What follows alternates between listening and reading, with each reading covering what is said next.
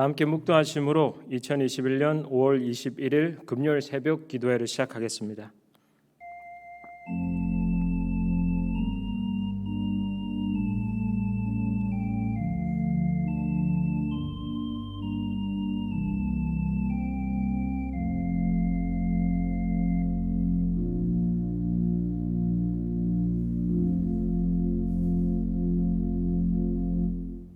하나님, 또 새로운 하루를, 새로운 24시간을 우리에게 허락해 주셔서 감사합니다. 하루를 시작하는 시간을 하나님과 대화하기 위해서, 하나님의 말씀을 묵상하기 위해서 이 자리에 모였습니다. 기도회를 시작합니다. 하나님, 마치는 순간까지 우리 한 사람 한 사람과 함께 하여 주십시오. 예수님 이름으로 기도했습니다. 아멘. 네, 다 함께 찬송가 350장 우리들이 싸울 것은 부르시겠습니다. 찬송가 350장입니다.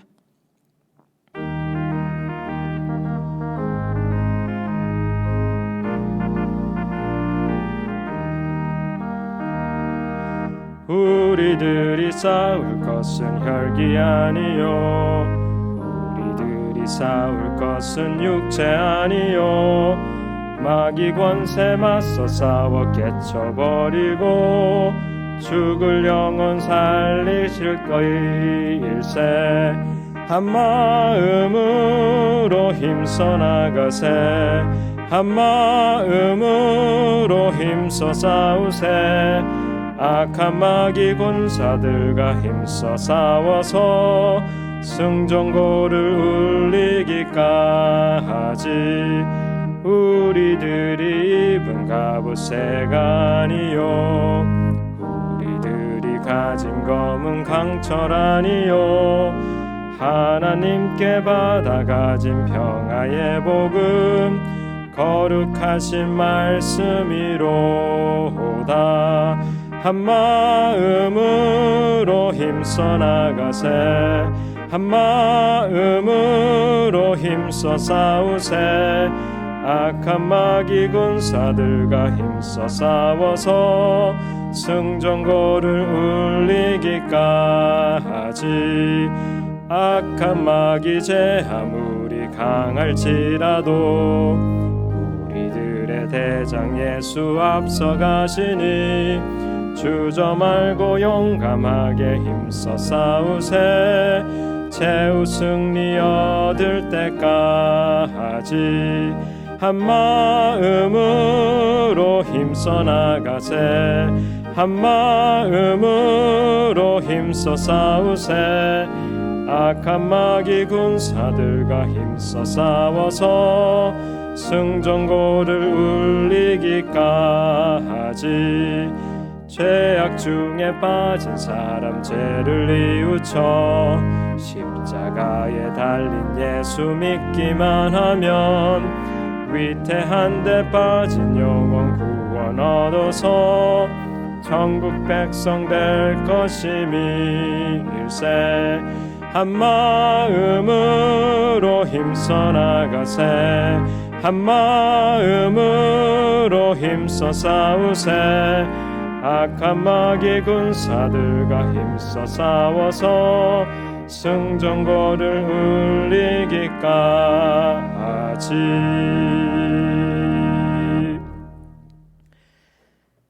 네, 오늘 이 아침에 함께 읽을 하나님 말씀은 요한계시록 10장 1절에서 11절입니다. 제가 받들어 읽도록 하겠습니다. 내가 또 보니 힘센 다른 천사가 구름을 입고 하늘에서 내려오는데 그 머리 위에 무지개가 있고 그 얼굴은 해 같고 그 발은 불기둥 같으며 그 손에 펴놓은 작은 책을 들고 그 오른발은 바다를 밟고 왼발은 땅을 밟고 사자에 부르짖는 것 같이 큰 소리로 외치니 외칠 때 일곱 우레가 그 소리를 발하더라. 일곱 우레가 발할 때 내가 기록하려고 하다가 곧 들으니 하늘에서 소리 나서 말하기를 일곱 우레가 발한 것을 임봉하고 기록하지 말라 하더라. 내가 본 바 바다와 땅을 밟고 섰는 천사가 하늘을 향하여 오른손을 들고 세세토록 살아계신 자 곧 하늘과 그 가운데 있는 물건이며 땅과 그 가운데 있는 물건이며 바다와 그 가운데 있는 물건을 창조하신 이를 가리켜 맹세하여 가로되 지체하지 아니하리니 일곱째 천사가 소리내는 날 그 나팔을 불게 될 때 하나님의 비밀이 그 종 선지자들에게 전하신 복음과 같이 이루리라. 하늘에서 나서 내게 들리던 음성이 또 내게 말하여 가로되 내가 가서 바다와 땅을 밟고 섰는 천사의 손에 펴놓은 책을 가지라 하기로 내가 천사에게 나아가 작은 책을 달라 한즉 천사가 가로되 갖다 먹어 버리라. 내 배에는 쓰나 내 입에는 꿀같이 달리라 하거늘 내가 천사의 손에서 작은 책을 갖다 먹어버리니 내 입에는 꿀같이 다나 먹은 후에 내 배에서는 쓰게 되더라. 저가 내게 말하기를 내가 많은 백성과 나라와 방언과 임금에게 다시 예언하여야 하리라 하더라. 이는 하나님의 말씀입니다. 네, 모두 아시다시피 성경 66권 중 마지막을 장식하는 요한계시록은 예수님의 제자 사도 요한이 에게에 위치한 그리스의 한 섬 파트모스에서 유배 중일 때 쓴 글을 모아 만든 책으로 알려져 있습니다. 사도 요한이 왜 파트모스 섬에서 요한의 묵시록 혹은 예수 그리스도의 계시라고 불리는 이 책을 집필했는지에 관한 해석은 크게 두 가지로 나누어집니다. 주후 60에서 70년 사이 로마의 네로 황제가 본격적으로 시작한 기독교 박해는 90년대에 이르면서 자기를 포함하여 로마의 모든 황제를 신으로 만들려 했던 도미티아누스 황제에 의해 정점에 이르게 됩니다. 그 시기에 로마 군인에게 붙잡힌 사도 요한이 유배된 곳이 파트모스 섬이라는 의견이 그 첫 번째 해석이라면 하나님의 계시를 기록할 장소를 물색하던 중 사도 요한이 선택한 곳이 파트모스 섬이었다는 두 번째 해석이 있습니다. 사도 요한이 요한계시록을 쓸 당시에는 기독교인이라는 이유만으로 목숨을 잃는 때였습니다. 언제든 죽을 수 있다는 걸 각오해야지만 기독교인이 될 수 있는 시대였죠. 지천으로 널린 게 교회이고 조금만 마음이 뒤틀리면 언제든 다른 교회를 찾아 떠날 수 있기 때문에 이유를 알 수 없는 두려움이 우리를 사로잡을 때 혹은 돈으로도 무언가가 쉽게 해결되지 않을 때 약국이나 병원에 가듯이 교회를 선택하는 시대를 사는 우리는 도무지 이해할 수 없는 긴박한 상황에서 사도 요한이 요한계시록을 집필했음을 미리 마음에 새기고 책장을 넘길 필요가 있습니다. 오늘 함께 읽은 요한계시록 10장에는 천사가 한 명 등장합니다. 오른발은 바다 위에, 왼발은 땅 위에 두고 서 있는 천사는 손에 펼쳐진 두루마기를 하나 가지고 있습니다. 마지막 때의 전쟁, 살인, 기근, 돌림병, 지진 같은 재앙이 일어남과 지구의 3분의 1이 불타 없어지고 바다의 3분의 1이 피로 변하고 태양의 3분의 1이 어둡게 변하는 천재지변을 요한에게 알려준 예수님이 다시 말씀하셨습니다. 지금까지 내가 한 말은 기록하여 남기지 말아라. 대신에 저기 저 천사가 쥐고 있는 두루마리를 받아서 읽어라. 자기에게 다가온 요한에게 천사는 손에 든 두루마기를 건네며 말했습니다. 가져가서 먹어라. 내 입에는 꿀같이 달지만 내 배에는 쓰리라. 천사가 요한에게 요구한 건 두루마리를 조금씩 찢어서 입에 넣어 먹으라는 말이 아니었습니다. 두루마기에 적힌 글자 하나하나의 뜻을 헤아리고 곱씹으며 차분하게 읽어서 그 뜻을 온몸으로 받아내라고 요구했습니다. 인간은 만물의 영장이라는 말 다 아시죠? 이 문장에서 영장이란 영묘한 힘을 가진 우두머리를 뜻합니다.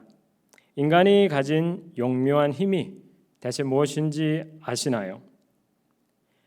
보통 우리는 그게 생각하는 능력, 이성이라고 생각합니다. 이성에 반대되는 개념이 감성이란 걸 모르는 이는 없으리라 생각하는데요. 보통 우리는 감성보다는 이성을 더 대단한 능력으로 생각하는 경향이 있습니다. 그런데 최첨단 과학 장비를 사용하여 뇌를 연구하는 뇌 심리학자와 신경생물학자는 한결같이 말합니다. 건강한 이성은 건강한 감성이 전제되었을 때만 가능하다고. 어찌할 바를 몰라 엉엉 울고 있는 이를 지켜보면 안쓰러움과 안타까움이 마음에서 일어납니다. 엄청나게 화가 날 때인데도 눈빛 하나 흔들리지 않느니 바늘로 찔러도 피 한 방울 흘리지 않을 것 같은 이를 지켜보면 어떤 느낌이 생기나요? 존경심이 샘솟을까요? 아니면 경외감이 몰려올까요? 그런 일을 대할 때 제 마음에 드는 첫 번째 감정은 두려움입니다. 돌아서서 대체 무슨 짓을 할지 도무지 가늠할 수 없기 때문이고요. 두 번째 찾아오는 감정은 정말로 그런 순간을 아무렇지 않게 참아낼 수 있을까란 호기심입니다. 건강한 이성을 가지기 위해서 갓난아이에게 필요한 첫 번째 조건은 외부로부터 주어지는 자극입니다. 자극도 무조건적 자극이 아니라 갓난아기의 몸과 마음에서 발생하는 다양한 변화에 시기적절하게 반응하는 자극입니다. 배가 고프다고 울 때는 음식이란 자극이 주어져야 하고, 잠이 올 때는 잠을 잘 수 있는 평안한 환경이란 자극이 주어져야 하고, 대소변으로 몸이 축축하고 질퍽해졌을 때는 이를 깨끗하게 닦아주는 자극이 필요합니다. 네, 맞습니다. 이 모든 일은 엄마가 아기를 위해서 해주는 일입니다. 자기 몸과 마음에서 발생하는 다양한 변화를 차분하게 잠재울 수 있는 자극이 외부에서 규칙적이고 지속적으로 주어졌을 때만 아기는 건강한 감성 위에 이성이란 집을 세우기 시작합니다. 이성이란 집을 세우는 첫 단계는 외부에서 주어지는 자극이 실은 엄마라는 한 존재라는 걸 알아가는 일입니다. 배고픔을 없애주고 토닥거려 잠들게 하고 몸을 깨끗하게 유지해 주는 이가 환상 혹은 꿈에 존재하지 않고 자기 앞에 혹은 옆에 존재하는 한 명의 인간이라는 걸 깨달았을 때 이성이 인간 마음에서 생기기 시작합니다. 자기보다 자기에게 더 관심 많은 존재가 꿈과 환상이 아니라 필요할 때면 언제든 자기에게 다가온다는 사실을 확신했을 때 아기는 그 대상을 엄마라고 인식할 수 있습니다. 이렇게 복잡다단한 갓난아기 마음의 발달 과정은 우리에게 믿기 힘든 사실을 하나 알려주었습니다.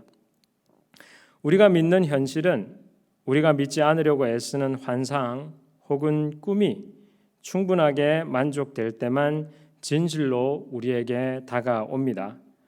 곧 건강한 이성은 우리가 애써 외면하고 싶은 불필요한 생각, 불현듯 떠오르는 섬뜩한 느낌, 잊으려 애쓸수록 잊을 수 없는 기억을 소중하게 대하고 품을 때 자라납니다. 히브리서 11장 1절에서 사도 바울은 믿음을 이렇게 정의했습니다. 믿음이란 바라는 것들의 실상이요 보이지 않는 것들의 증거다. 이를 조금 더 명확하게 옮겨보면 이렇게 한번 말할 수 있습니다. 믿음이란 우리의 바람이 언젠가는 현실이 될 수 있다는 확신이고 지금은 볼 수 없지만 언젠가는 분명하게 볼 수 있다는 장담이다. 이 말씀을 붙잡고 한국 기독교를 대표하는 삼박자 축복신학, 번영신학을 만든 한 목사님을 모르는 분은 없으리라 생각합니다.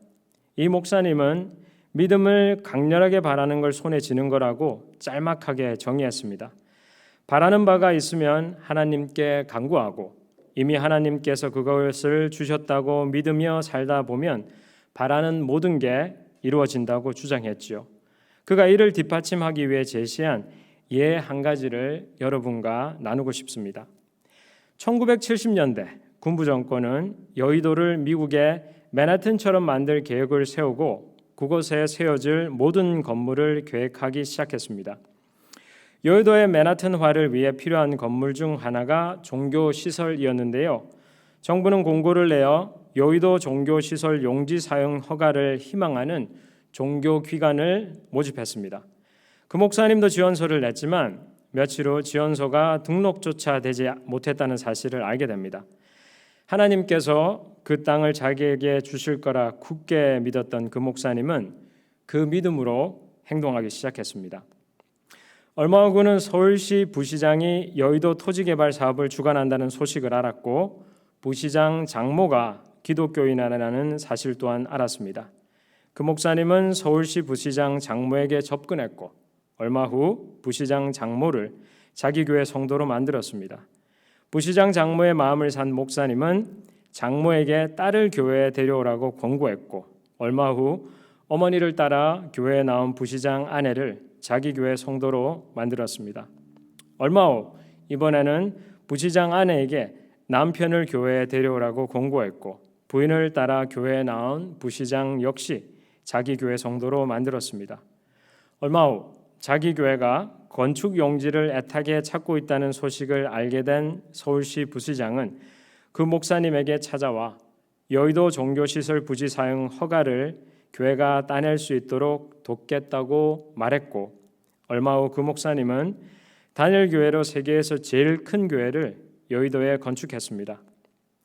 이러한 일련의 상황을 설명하는 그 목사님은 이 모든 게 하나님의 뜻과 자기의 굳건한 믿음이 하나가 되어 이룬 기적이라고 말했고 우리 또한 믿기만 하면 원하는 걸 모두 쟁취할 수 있다고 강조했습니다.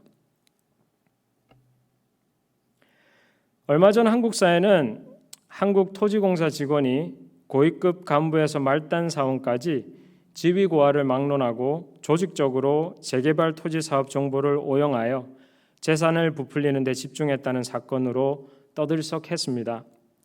공공의 이익을 위해서 일해야 할 공무원들이 연줄과 정보력을 사용하여 사리사욕 채우기에만 혈안이 되어 있던 민낯이 만천하에 드러났지요.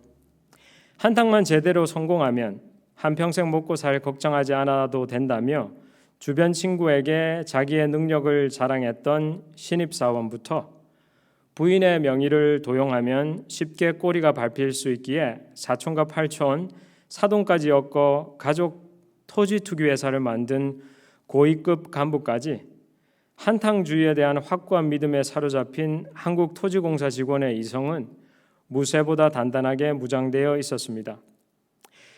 여의도의 교회를 세운 목사님이 외쳤던 하나님을 향한 믿음과 한국토지공사 직원의 집단 투기가 왜 동시에 제 머릿속에 떠올랐는지 잘 모르겠습니다. 바라는 건 무슨 수를 썼어라도 반드시 손에 넣고 말겠다는 멈출 줄 모르는 인간의 욕망이 한쪽에서는 투자라는 이름 아래 다른 한쪽에서는 믿음이란 이름 아래 숨겨져 있었던 건 아닐까요? 천사가 요구한 대로 두루마리를 입에 댄 요한은 꿀같이 단맛을 느꼈다고 합니다. 하지만 몸에 들어온 말씀은 소화하기가 쉽지 않았고 요한은 소화할 수 없는 말씀으로 쓰린 배를 움켜쥘 수밖에 없었습니다. 요한의 이러한 행동에서 우리는 하나님을 향한 믿음이 자라나서 나아가야 할 방향성을 발견할 수 있습니다. 다른 일을 생각하지 않고 자기 배만 생각하여 눈앞에 놓인 음식을 마구 뱃속에 입속에 쑤셔 넣으면 결국 배탈이 나지요. 요한은 쓰린 배를 잠재우는 방법에 관해 생각했을 겁니다. 그때 천사가 다시 말했습니다. 내가 많은 백성과 나라와 방언과 임금에게 다시 예언하여야 하리라. 천사는 요한에게 함께 살아가는 이들에게 예언하라고 명령했습니다. 마지막 때에 일어날 천재지변에 관해 말할 수 없다면 대체 무엇을 예언해야 할까요? 천사는 요한에게 마지막 때에 다른 이와 함께 살아갈 새로운 방법을 모색하라고 요구했습니다.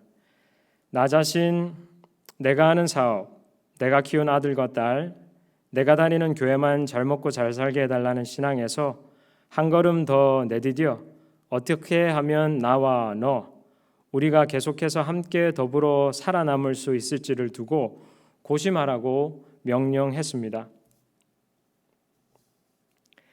영성신학의 대가라고 불리는 마틴 부버는 사실 영성이란 단어를 싫어했습니다. 영성에 관해 강조하면 강조할수록 우리는 점점 더 우리 몸의 반응을 억누르고 다른 일을 대수롭지 않게 여겨 자기 속으로 함몰되어 들어가서 현실로부터 점점 더 멀리 도망치기 때문에 마틴 부버는 영성이란 단어를 싫어했습니다. 마틴 부버가 쓴 책 나와 너를 한 문장으로 요약하면 하나님은 나와 너 사이에만 존재한다가 됩니다. 하나님은 나와 너, 우리 사이에만 존재한다가 됩니다. 우리가 살면서 만나는 한 사람 한 사람에게 쉽지 않지만 진정성을 가지고 대할 수 있을 때 우리는 그 관계 속에 거하는 하나님을 뵐 수 있다고 합니다. 하나님을 찾아야 할 곳은 하늘도 아니고 땅속도 아니고 우리 마음도 아니라 우리 옆에 있는 사람과의 관계라고 마틴 부버는 말합니다. 그러기 위해 필요한 건 귀에 듣기 좋은 말을 쉽게 내뱉는 단내나는 입이 아니라 듣기에 거북하고 곱씹을수록 배가 아프지만 제대로 소화한다면 쾌변같이 시원한 관계를 만들 수 있는 진정성 있고 인내하는 마음입니다. 오늘 함께 묵상한 요한계시록 10장은 이러한 마음은 성숙한 신앙을 통해서만 만들어질 수 있다고 말합니다. 예수님이 신앙여행을 시작할 때 처음 내뱉은 말은 회개하라, 하나님 나라가 가까이 왔다였습니다. 하나님의 창조 섭리를 차분하게 생각하면 우리 삶은 매일 매 순간이 종말의 한 연장선일 뿐이죠. 대수롭지 않게 대했던 일을 소중하게 한번 대해보는 하루가 되었으면 좋겠습니다. 가볍게 여겼던 일을 진중하게 여길 수 있는 하루가 되었으면 좋겠습니다. 단맛을 추구하지 말고 배앓이를 추구하는 하루가 되었으면 좋겠습니다. 이제 잠깐 눈을 감고 오늘 함께 묵상한 말씀을 곱씹는 시간을 가지겠습니다.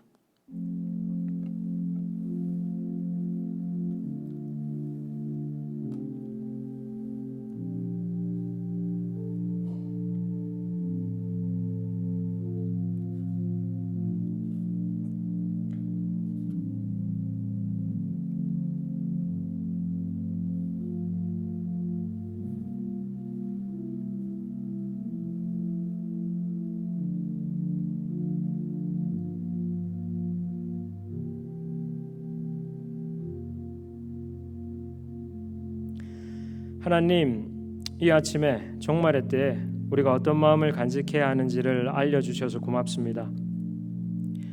코로나 사태가 발생한 이후 몇 개월이 지났을 때 다짐했습니다.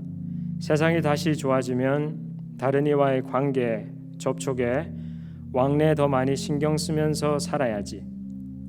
하지만 이제 조금씩 우리가 일상이라 생각했던 삶의 방식을 되찾는 이 시점에 오니 사실 우리가 원했던 건 다른 이와의 관계, 접촉, 왕래가 아니라 우리가 하고 싶은 걸 다른 이의 시선일랑 생각하지 않고 마음대로 할 수 있는 폐쇄성 짙은 자유였음을 알았습니다.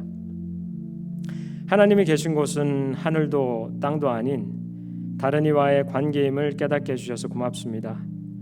하나님께 나아가는 진솔함과 진정성이 다른 이와의 관계에도 필요함을 깨달았습니다. 이 깨달음은 당신의 말씀을 맛만 보고 버리는 가벼운 신앙이 아니라 뱃속 쓰라림을 감내하며 당신의 말씀을 몸과 마음으로 소화하는 능력에 달렸음을 오늘 이 아침에 마음에 새깁니다. 오늘 하루를 진정성 있는 삶의 마지막 하루처럼 살아보겠습니다. 오늘 하루가 당신의 자비로 넉넉한 하루이길 소망합니다. 우리 주 예수 그리스도 이름으로 기도했습니다. 아멘. 네, 주기도문으로 새벽 기도회를 모두 마치도록 하겠습니다. 하늘에 계신 우리 아버지여, 이름이 거룩히 여김을 받으시오며 나라가 임합시오며 뜻이 하늘에서 이루어진 것 같이 땅에서도 이루어지이다. 오늘 우리에게 일용할 양식을 주시옵고 우리가 우리에게 죄 지은 자를 사하여 준 것 같이 우리 죄를 사하여 주시옵고 우리를 시험에 들게 하지 마시옵고 다만 악에서 구하옵소서. 대개 나라와 권세와 영광이 아버지께 영원히 있사옵나이다. 아멘.